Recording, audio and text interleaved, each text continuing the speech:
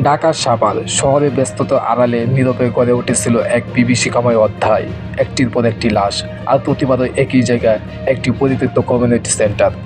Police বলছে এই হত্যাকাণ্ডগুলো বিচ্ছিন্ন নয়, সবকিছু পেছনে ছিল একজনের মানুষ, নাম সম্রাট।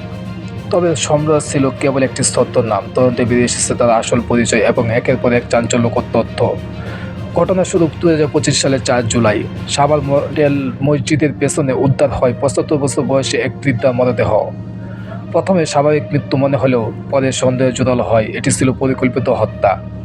এরপর 29 আগস্ট 25 সাভার পুরো কমিউনিটি সেন্টারের দ্বিতীয় তলা থেকে পুলিশ উদ্ধার করে এক অজ্ঞাত যুবকের হাত পা বাঁধা মরদেহ। 11 অক্টোবর 2025 একই ভবনের বাথরুম এলাকা থেকে পাওয়া যায় এক নারী মৃতদেহ। তখনও কেউ বুঝতে পারেনি এই ঘটনায় হয়ে উঠেছে এক সিরিয়াল কিলারের আস্তানা। 19 ডিসেম্বর 2025 কমিউনিটি সেন্টারের দ্বিতীয় তলার বাথরুম থেকে উদ্ধার হয় এক যুবকের আংশিক পুরানো মরদেহ। এতেই শেষ নয়।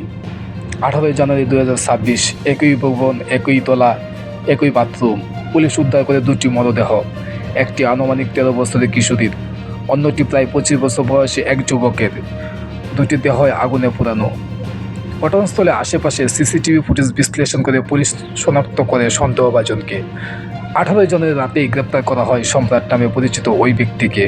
জিজ্ঞাসাবাদে তিনি একাধিক হত্যাকাণ্ডে জড়িত থাকার কথা স্বীকার করেছেন বলে জানিয়েছেন পুলিশ।